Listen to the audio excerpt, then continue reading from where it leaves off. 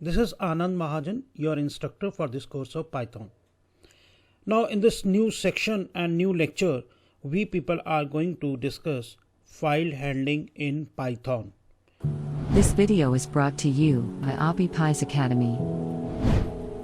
Now see, until now we people have been dealing with variables, sets, lists, tuples, etc. All these are the sequences and identifiers which are stored in computer's RAM, computer's main memory RAM. And as you know, RAM is volatile. That means as soon as your program terminates, all those values are destroyed from the memory. Now what we want is these values we want to preserve for later use. Here comes the role of file handling. In file handling, what we do is we pick up the values of variables, sets, lists, tuples, etc. from the RAM and write it on the hard disk so that they are stored permanently.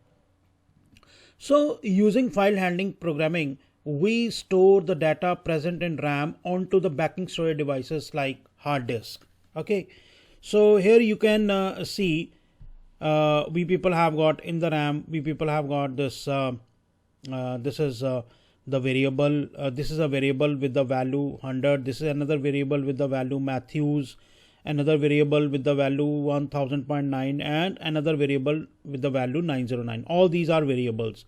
They are present in computer's main memory, that is RAM, which is volatile. So as long as program is running, they will keep resided in memory, but as soon as program will terminate, they will be destroyed from the memory. Now by lieu of file handling programming in Python, what can we do is we can store these values permanently onto the hard disk. So these values will be stored permanently even though your program is terminated. Even if your program is terminated and your computer is shut down, next time you will be able to use these values. Similarly, we have got a list, set or tuple like these. Their values can be stored onto the hard disk so that they can be used for later use. So for file handling coding, file handling programming, we people are required to use many inbuilt functions that we will be seeing in the next upcoming lectures.